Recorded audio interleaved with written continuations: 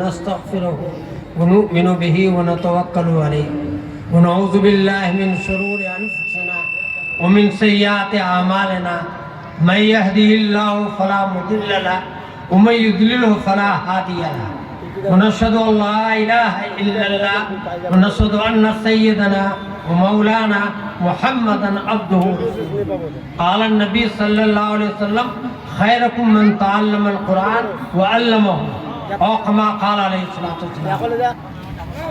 حضرات علماء کرام، معزز حاضرین، خواتین اور نوجوان ساتھی، آج جامعہ عربیہ امیر الاسلام گوتی کے دستار بندی کے موقع پر حاضری ہوئی۔ الحمدللہ یہ مدرسہ بہت دنوں سے چل رہا ہے اور بہت مرتبہ میں یہاں حاضر بھی ہوا ہوں۔ اللہ تبارک تعالیٰ اس کو ترقی عطا فرمائے۔ خوشی کی بات ہے کہ 10 بچے حافظ قرآن ہوئے۔ میں مختصر طور پر آپ حضرات سے چند اہم اور ضروری باتیں عرض کرنا چاہتا ہوں۔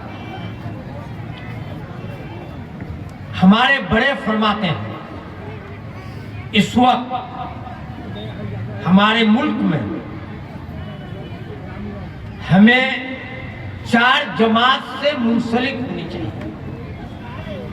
اگر ہم اس 4 جماعت کے ساتھ اپنا تعلق، اپنا رب، ان کے ساتھ محبت اور ان کی عقیدت ہمارے ساتھ رہی تو دنیا میں بھی کامیابی ہوگی اور آخرت میں بھی کامیابی ہوگی۔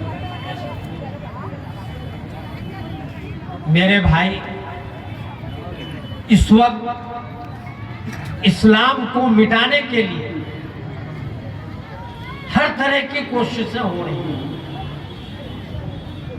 آپ حضرات کے علم میں آنا چاہیے کہ 1857 میں جب مکمل طور پر اس ملک پر انگریز کا قبضہ ہو چکا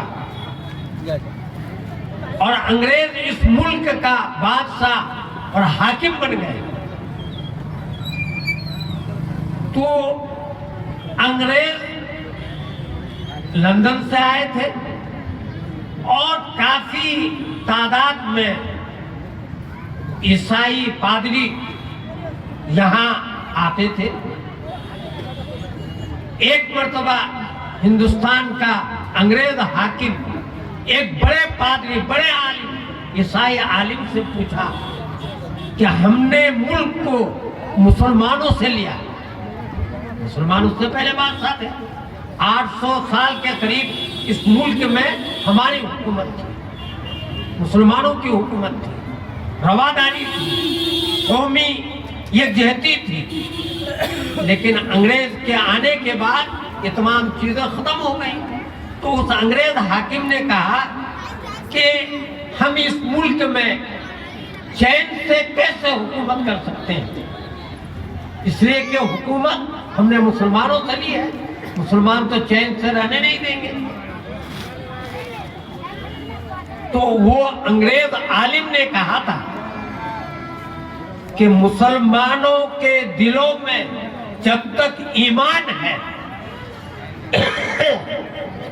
ایمان کی چنگاری ہے، مسلمان سب کچھ برداشت کر لے گا لیکن اپنی شریعت کے ساتھ مصالحت نہیں کرے گا۔ قرآن کے خلاف کوئی آواز اٹھے اس کو برداشت کر لے، یہ تیار نہیں۔ اور اس عالم نے کہا کہ جب تک مسلمانوں کے دلوں سے ایمان کی چنگاری کو نہ نکالا جائے گا تم چین سے حکومت نہیں کر سکتے۔ پھر بادشاہ نے پوچھا کہ ایمان کیسے نکلے گا؟ میرے بھائی، وہ عالم جواب دیا، انگریز عالم، کہ ایمان نکلے گا 3 چیز کے ختم ہونے سے۔ نمبر 1، قرآن کو نکال دو۔ ابھی قرآن پر مولانا بات کر رہے تھے بنگلہ زبان میں، اچھی بات کی ہے۔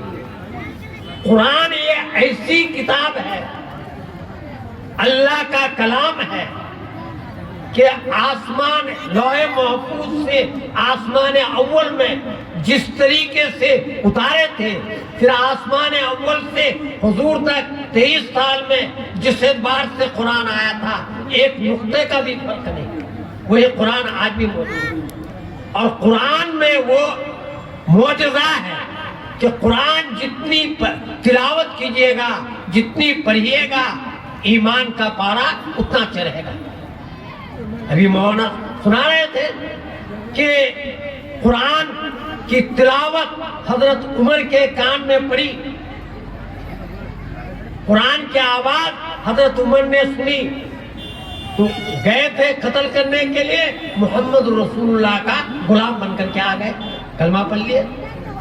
آج بھی قرآن میں وہ تاثیر ہے کہ اگر کوئی آدمی، کوئی مسلمان صبح ایک پارا، آدھا پارا، ایک رکوع قرآن کی تلاوت کرتا ہے تو دن بھر اس کا ایمان کا پارا چڑھتا ہوا رہے گا اور گناہ کا کام نہیں کرے گا۔ آج ہم مسلمان قرآن کو جزدان میں سجا کر طاقوں میں سجا دیے، آج ہم مسلمان قرآن کو تعویذ کے طور پر استعمال کرتے ہیں، آج ہم مسلمان قرآن کو صرف قسم کھانے کے لیے رکھے ہیں۔ میرے نوجوانوں، میرے بزرگوں، قرآن کو پڑھو، قرآن کی تلاوت کرو، انشاءاللہ ہر گناہ سے ہم اور آپ محفوظ رہیں گے اگر قرآن کی تلاوت کریں گے۔ تو اس عالم نے کہا قرآن کو نکال دو، تو پھر پوچھا کہ قرآن کیسے نکلے گا؟ کہا کہ اس کے ساتھ دو لوگ اور ہیں، ایک قرآن کا پڑھانے والا، قرآن کا سکھانے والا، وہ علماء ہے، علماء کو قتل کر دو۔ پھر کہا کہ جانتے ہو قرآن کہاں پڑھایا جاتا ہے، قرآن کہاں سکھایا جاتا ہے، عالم کہاں بنایا جاتا ہے؟ ایسے ہی مدرسے میں، امیر الاسلام جیسے مدرسے میں، مولانا کے ادارے فیض القرآن ٹھکری میں نیچے سے لے کر دارالفتہ تک عالم بھی بناتے ہیں، مفتی بھی بناتے ہیں، قاری بھی بناتے ہیں، حافظ بھی بناتے ہیں۔ ان مدرسوں میں کہا کہ ان تین چیز کو ختم کرو۔ میرے بھائی، تاریخ کی کتابوں میں ہے، بلکہ W ہنٹر ایک انگریز مورخ ہے، وہ لکھتا ہے کہ تقریباً 15 لاکھ قرآن کے نسخوں کو اس حاکم نے جلوایا تھا۔ ایک مدرسہ میں پہنچا کہ لاؤ قرآن، کہا کیوں؟ کہ نہ رہے گا قرآن نہ بچے گا تمہارا ایمان، قرآن کو جلا دیں گے۔ تو اس حافظ جی نے ایک بچے کو بلایا، وہ سورہ فاتحہ پڑھا، دوسرے نے سورہ بقرہ پڑھا، سورہ آل عمران پڑھا، 3-4 بچے مل کر کے پورے قرآن کو سنا دیا۔ کہا کہ 2 تختی کے بیچ میں جو اوراق ہے اس کو تو تم جلا سکتے ہو، دریا برد کر سکتے ہو، لیکن یہ ننھے منھے بچے جس کے سینے میں قرآن محفوظ ہے کیسے جلاؤ گا؟ میرے بھائی، وہ انگریز مورخ لکھتا ہے 52,000 سے زائد علماء کو شہید کیا گیا تھا۔ پشاور سے مدناپور تک کوئی ایسا درخت نہیں تھا جہاں مسلمانوں کی لاش نہیں لٹ سکتی تھی۔ لاہور کی جامع مسجد میں پھانسی کا پھندا بنایا گیا تھا اور روزانہ 80 عالموں کو پھانسی دی جاتی تھی۔ جھیلم ندی میں مسلمانوں کو بوریوں میں ڈال کر کے اس کو کشتی کے اندر باندھ دیتے تھے، ایک کشتی ایک طرف، دوسری کشتی ایک طرف، اس کو چیر کے ختم کرتے تھے۔ یہ حال تھا، لیکن یاد رکھیے 500 سے زائد مدارس اور مکاتب کو صرف دلی جیسے شہر کے اندر نیست و نابود کر دیا تھا، بلڈوزر چلا دیا تھا۔ قربان جائیے دارالعلوم دیوبند کے ان اکابرین کو جن کے دل میں یہ بات آئی کہ اب اس ملک میں شریعت کی حفاظت آزاد مدرسہ قائم کر کے ہوتا ہے، نظامیہ مدرسہ۔ اس سے پہلے بادشاہ، راجہ، مہاراجہ وہ جاگیریں دیا کرتی تھی اور مدرسہ چلتا تھا، کہیں سے چندہ نہیں کرتے تھے۔ سب سے پہلے 1866 میں ہمارے بزرگوں میں حجت الاسلام حضرت مولانا قاسم نانوتوی رحمۃ اللہ علیہ، حضرت مولانا ذوالفقار صاحب رحمۃ اللہ علیہ، حاجی عابد حسین صاحب رحمۃ اللہ علیہ، مولانا منیر صاحب رحمۃ اللہ علیہ، شاہ رفیع الدین صاحب رحمۃ اللہ علیہ، اپنے وقت کے بڑے بڑے بزرگان دین تھے، ان لوگوں نے مشورہ کیا اور حضرت سید الطائفہ حاجی امداد اللہ مہاجر مکی رحمۃ اللہ علیہ جو ہجرت کر کے مکہ چلے گئے تھے، وہاں سے ان کی تائید آئی کہ تم لوگ مدرسہ قائم کرو۔ 1866 میں دیوبند کی سرزمین میں چھتا کی مسجد میں انار کے ایک درخت کے نیچے ایک استاد اور ایک شاگرد، استاد کا نام بھی ملا محمود اور شاگرد کا نام بھی محمود حسن، جس کو آپ اور ہم شیخ الہند مولانا محمود حسن دیوبندی رحمۃ اللہ علیہ سے یاد کرتے ہیں۔ آج ایک استاد ایک شاگرد سے جو مدرسہ قائم کیے تھے پوری دنیا میں، میں ببان کے دعا چاہتا ہوں، پوری دنیا میں اگر کہیں شریعت کا کام ہو رہا ہے، دین کا کام ہو رہا ہے، چاہے تبلیغ کے اعتبار سے ہو، چاہے جمعیت کے اعتبار سے ہو، جماعت کے اعتبار سے ہو، کسی لائن کے اعتبار سے ہو، کہیں بھی آپ چلے جائیے گا دارالعلوم دیوبند کے فرزندوں کو پائیں گے یا ان کے شاگردوں کو پائیں گے۔ پوری دنیا میں، پوری دنیا کے مسلمانوں پر احسان ہے دارالعلوم دیوبند کا کہ جس نے ایسے ایسے لوگوں کو پیدا کیے کہ جنہوں نے ایک ایک تنظیم اور ایک ایک جماعت بنا کر کے دین کی خدمت کر رہے ہیں۔ تو میں یہ عرض کر رہا تھا، آج بھی ان مدارس کو مٹانے کے لیے، قرآن کو ختم کرنے کے لیے کوشش کی جا رہی ہے۔ 24 آیات کو نکال دو، جہاد کے آیتوں کو تلاوت نہیں کر سکتے ہو، تفسیر نہیں بیان کر سکتے ہو، مدارس دہشت گردی کا اڈا اور مکاتب کا ختم کر دو تاکہ ان کا ایمان ختم ہو جائے۔ آپ حضرات کے علم میں آنا چاہیے کہ چند سال میں تقریباً 2.5 لاکھ سے زائد ہماری بچیاں، مسلم بچیاں غیروں کے ساتھ نکاح کر کے اپنے ایمان کو بھی برباد کیے اور عزت کو بھی لٹا دیے۔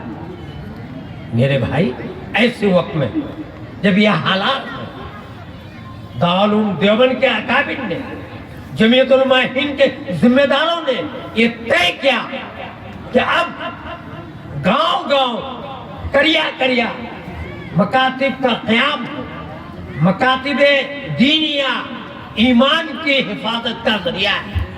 اگر آپ اور ہم چاہتے ہیں، جیسا آپ کے چہرے میں داڑھی ہے، سر پہ ٹوپی ہے، آپ کو علماء سے، مدارس سے محبت ہے، اگر آپ یہ چاہتے ہیں کہ آپ کے اولاد میں بھی یہ بات پائی جائے تو آپ کو اور ہم کو اپنے اولاد کو دین کی تعلیم ابتدائی طور پر دینی پڑے گی۔ یاد رکھیے، تعلیم ایک اہم چیز ہے، ایجوکیشن ایک اہم چیز ہے۔ اگر تعلیم اور ایجوکیشن ہو جائے، علم آ جائے تو وہ قوم ذلیل نہیں ہو سکتی۔ آج ضرورت ہے کہ ہر لائن میں ہمارا بچہ آگے بڑھے، IAS افسر بنے، IPS افسر بنے، داروغہ بنے، SDO بنے، BDO بنے، ڈاکٹر بنے، انجینئر بنے، پروفیسر بنے، ماسٹر بنے، کرانی بنے۔ اسی طریقے سے ہر شعبے زندگی کے اندر ہمارے نوجوان رہیں، لیکن یاد رکھیے اس کے ساتھ ساتھ ایسے لوگوں کے لیے ہمیں مکتب کو قیام کرنا پڑے گا جو انگلش میڈیم اسکول میں ہمارے بچے پڑھنے جاتے ہیں، ان کے ایمان کی حفاظت کے لیے، کلمہ سکھانے کے لیے، نماز سکھانے کے لیے، وضو کا طریقہ سکھانے کے لیے ہم کو صبح شام کا خود کفیل منظم مکتب قائم کرنا پڑے گا۔ اس کے طرف دارالعلوم دیوبند بھی اور جمعیت علماء ہند بھی اس کی طرف توجہ دلا رہے ہیں۔ یہ جو مدارس ہیں، یہ دین کے قلعے، شریعت کے علوم کی حفاظت کا ذریعہ ہے۔ آپ کو اور ہم کو خوش ہونا چاہیے کہ شمالی ہندوستان کے اندر، یا یہ کہہ لیجئے کہ پورے سیمانچل کے اندر اگر دورے تک کی تعلیم ہو رہی ہے تو آپ ہی کے ضلع میں، ہمارے ضلع میں مولانا کا ادارہ ہے۔ ابھی فقہی اجتماع ہوا تھا ستمبر کے مہینے میں، 250 سے زائد وہ اکابرین جو فقہ کے اندر مہارت رکھتے تھے، دارالعلوم دیوبند کے محتمم اور اونچے پائے کے اساتذہ، یہ سب کے سب یہاں موجود تھے، آئے تھے۔ انہوں نے دیکھ کر، ادارے کو دیکھ کر ہمارے علاقے کے مختلف مدارس کے اندر گئے، ان کا بھی تذکرہ کیے کہ الحمدللہ دناجپور کے اندر دین کا کام ہو رہا ہے۔ میرے بھائی، یہ سب آپ کے اور ہمارے کام سے ہوتا ہے۔ ایمان کی حفاظت کے لیے مکتب قائم کرنا پڑے گا، اور شریعت کے علوم کی حفاظت کے لیے مدارس کو چلانا پڑے گا۔ اب میں آپ کو یہ بتاؤں کہ میں جو کہہ رہا تھا کہ 4 جماعت سے تعلق رکھیے، دنیا میں بھی فائدہ اور آخرت میں بھی فائدہ ہے۔ پہلا مکتب اور مدرسہ سے۔ اب کیسے تعلق رکھے مکتب اور مدرسہ سے؟ چند صورتیں ہیں۔ پہلی صورت تو یہ ہے کہ ہم خود مکتب میں پڑھنے کے لیے آئیں، مدرسہ میں پڑھنے کے لیے آئیں، اور اگر ہم پڑھ لیے ہیں، مکتب کی تعلیم ہم کو ہے، تو اپنے بچوں کو پڑھانے کے لیے بھیجیں۔ اگر ہمارے بچے بھی پڑھ رہے ہیں، دوسروں کے بچوں کو بھیجیں۔ اگر وہ لوگ بھی پڑھ رہا ہے تو ان مکاتب اور مدارس کا تعاون کریں، مالی مدد کریں۔ اگر یہ بھی کر رہے ہیں، یا ہم غریب ہیں، ہم پیسہ نہیں دے پاتے ہیں، تو اچھی رائے تو دے سکتے ہیں، اچھا مشورہ تو دے سکتے ہیں۔ یہ مدرسہ امیر الاسلام، اس کو تو اچھی رائے ہم دے سکتے ہیں، ہم پیسہ نہیں دے سکتے، لیکن اچھی رائے تو دے سکتے ہیں کہ اس طریقے سے چلائیے، ایسے چلائیے، حساب کتاب ایسا ہو۔ تو پہلا تعلق آپ کا ہمارا مکتب اور مدرسہ سے۔ دوسرا تعلق تبلیغی جماعت سے۔ یہ سن لیجیے، یقیناً ہر جماعت میں کچھ اچھائی ہے، کچھ خامیاں ہیں، لیکن اچھائیوں کو دیکھنا پڑے گا۔ یاد رکھیے، دنیا کے مسلمانوں میں 80% کے پاس تبلیغی جماعت کا نیٹ ورک ہے۔ رکشا پولر کی الگ جماعت، ڈاکٹروں کی الگ جماعت، ماسٹروں کی الگ جماعت، علماء کی الگ جماعت، پڑھے لکھے کی الگ جماعت، جوہلا کی الگ جماعت۔ جو لوگ چور ڈاکو بھی بن گئے تھے، ان کو جماعت میں لا کر کے سدھار دیے۔ سدھار رہے نا؟ نہیں سدھار رہے ہیں۔ یہ جو 5 کام کرنے کے لیے جماعت والا کہتے ہیں، مسجد وار جماعت کی، تو ہم تو کر سکتے ہیں نا؟ کچھ نہیں کر سکتے ہیں، ہم تو تائید کر سکتے ہیں۔ تبلیغی جماعت۔ تیسری چیز، وہ جماعت جو آپ کے لیے، ہمارے لیے ہر وقت تیار ہے، آزادی سے پہلے بھی، آزادی کے بعد بھی، جب بھی اسلام کے خلاف کوئی سازش ہوئی، کوئی فتنہ اٹھا۔ دیکھیے، شریعت ایک راستہ ہے، یہاں سے آپ کو وپریت جانا ہے۔ راستہ اگر کہیں کٹا ہوا ہے، گاڑی جا سکتی ہے، اس کو تو بھرنا پڑے گا۔ راستے میں اگر پل نہیں ہے، ندی ہے، تو پل تو لانا پڑے گا، یا کشتی، یا راستہ میں کوئی درخت ٹوٹ کر کے گر گیا تو اس کو تو ہٹانا پڑے گا نا۔ تو شریعت ایک راستہ ہے، اور جمعیت علماء ہند اس راستہ میں اگر رکاوٹ آ جائے، اس رکاوٹ کو دور کرنے کا ذریعہ ہے۔ 1919 سے لے کر آج تک جب بھی، جس وقت بھی اسلام یا شعائر اسلام کے خلاف کوئی بات اٹھتی ہے، تو جمعیت علماء ہند کے ذمہ داران اس بات کو پارلیمنٹ میں بھی، باہر بھی، میمورنڈم کے طور پر بھی وزیر اعلیٰ کے پاس، وزیر اعظم کے پاس، صدر جمہوریہ کے پاس وہ باتیں پہنچاتی ہیں، پھر اس رکاوٹوں کو دور کی جاتی ہیں۔ تو آپ کو جمعیت علماء ہند سے بھی جڑنا پڑے گا۔ چوتھی چیز، خان کا، یہ آئے ہیں پھر خان کا، یاد رکھیے، کام آپ کا وہی معتبر ہوگا جس میں اخلاص ہو، جو اللہ کے لیے کام کیا جائے۔ اگر ہم مدرسہ قائم کر رہے ہیں تو ہماری نیت اللہ کے علوم کو، معرفت کو پھیلانا ہو، دنیا کمانا نہیں۔ اگر آپ مدرسہ میں چندہ دے رہے ہیں تو آپ کا بھی مقصد یہ ہو کہ اللہ کے دین کے لیے ہم مدد کر رہے ہیں، ہمارا کوئی نام و نمود مقصد نہیں ہے۔ تبلیغی جماعت میں بھی اگر ہم جائیں تو یہ نہ کہیں کہ ہمیں جو امیر بنا دے، ہم چلا میں گئے ہیں، دوسرے لوگ کیا جانتے ہیں، بلکہ دل سے اخلاص پیدا ہو، احسان کی کیفیت پیدا ہو.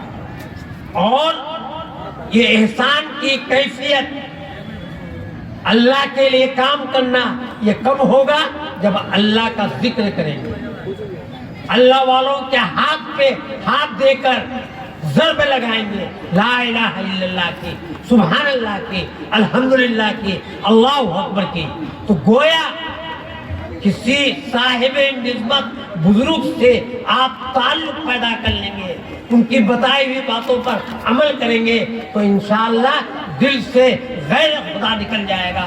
پھر جو بھی کام کریں گے تو اللہ کے لیے کریں گے.